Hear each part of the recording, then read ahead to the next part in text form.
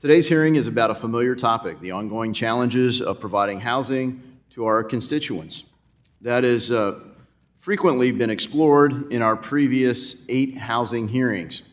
But today we will look at the problem from a different angle. As you can tell from its titles, PHA Oversight, how scandals and mismanagement harm residents and taxpayers, today's hearing will focus on why so many local housing agencies fail to do the job we pay them to do, namely competently running our federal housing programs. This not only hurts residents and wastes taxpayer resources, it is also an actual violation of federal law, which requires, it doesn't suggest or aspire to, it doesn't just encourage, but it actually requires public housing authorities to provide, quote, decent, safe, and sanitary housing. That's the obligation. But instead of successes, too often we get horrible stories about incompetence, mismanagement, and overt criminal fraud. Some recent headlines from the Washington Post, quote, D.C. overpays landlords millions to house the city's poorest from February 2023. D.C. residents face long housing aid delays as 3,100 vouchers sit unused from October 2023. Or how about this from the press of Atlantic City?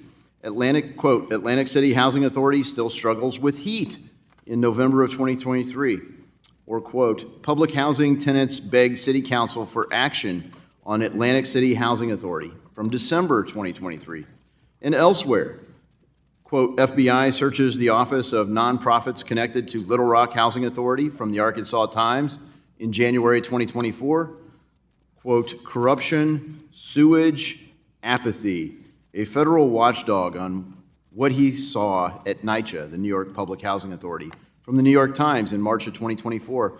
Or who could forget this from the New York Post, quote, 70 current and ex-NYCHA workers, New York Public Housing Authority workers, cuffed in historic decade-long $2 million bribery and extortion bust from February 2024.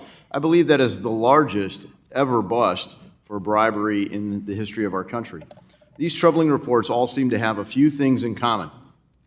First, they all involve well-known public housing agencies in prominent places like Washington, D.C., Atlantic City, and other places, but it happens in small towns. I talked to a mayor in Toledo who's dealing with the same kinds of problems.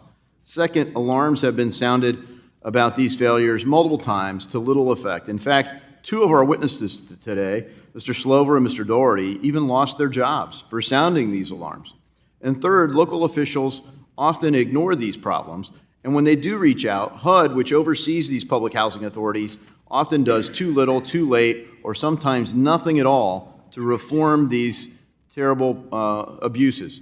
So today we're here in an attempt to correct some of that and to give a platform to at least 2 former public housing authority employees on why some failing public housing authorities are so resistant to reform. We welcome their testimony, and I hope to see us use it to reinforce what should be an obvious point. If you have a broken public housing authority, one that is mismanaged or even corrupt, there simply is no amount of new money that you can pour into it and expect a different result. It's like pumping gas into a car with a broken engine, or maybe more like pouring whiskey on an alcoholic.